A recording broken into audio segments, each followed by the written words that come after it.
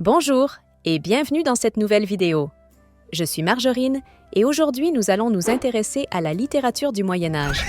Mets ton armure et suis-moi. Le Moyen-Âge est une longue période de notre histoire. Il commence à cette date, 476, avec la chute de Constantinople, et il se termine en 1492 avec la découverte de l'Amérique. Pendant 1000 ans, imagine comme le monde a changé. La société et les mentalités ont évolué et notre littérature reflète toute cette évolution.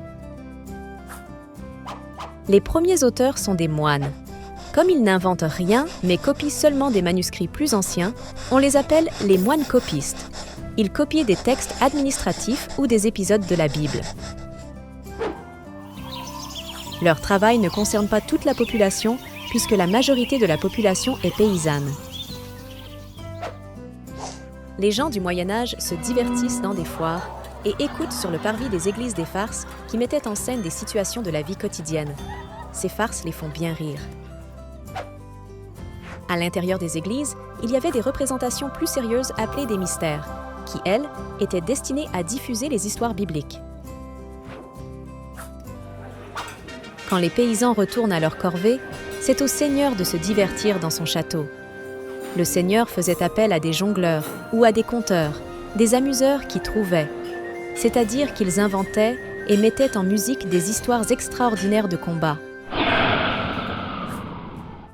C'est de là qu'on a tiré les mots troubadour au sud et trouvère au nord de la France.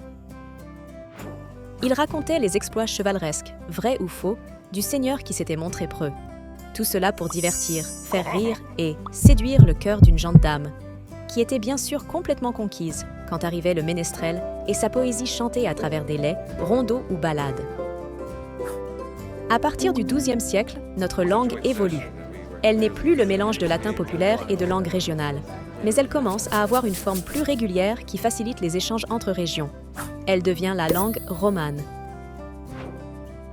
Avec cette langue romane, on raconte des histoires imaginaires et les aventures extraordinaires des chevaliers de la table ronde et du roi Arthur. Comme ces histoires sont écrites en langue romane, on les appelle les romans. Aujourd'hui encore, plus de 1000 ans après, tu lis les aventures des chevaliers Yvain, Lancelot, Perceval ou Arthur. Tout droit sorti de l'imagination des chrétiens de Troie. Entre les paysans et les seigneurs apparaissent les bourgeois, c'est-à-dire les habitants qui n'habitent ni à la campagne, ni au château, mais dans le bourg, au cœur de la ville. Ils sont commerçants ou artisans. Leur vie tourne autour de l'argent qu'il faut gagner pour vivre. Ils se détournent du roman de chevalerie pour une nouvelle forme de littérature, plus vive et plus amusante, plus proche de leur vie et de leurs préoccupations, les fabliaux. L'action se déroule à la ville ou à la campagne. Les personnages sont des paysans, des bourgeois, des prêtres, saisis dans leur vie quotidienne. Ils ont de vrais problèmes des gens du peuple, des problèmes de nourriture et d'argent, les croyances ou encore la peur de Dieu et du diable. Les troubadours ou les trouvères les racontent sur les places publiques lors des foires.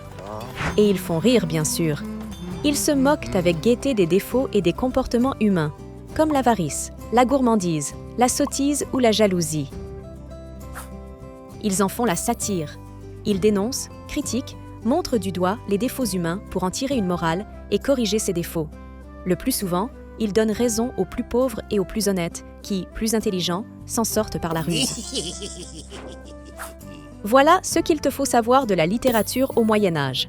Maintenant que tu es incollable sur la littérature médiévale, je t'invite à t'entraîner sur ton application OuiActive afin de vérifier tes connaissances. À très bientôt!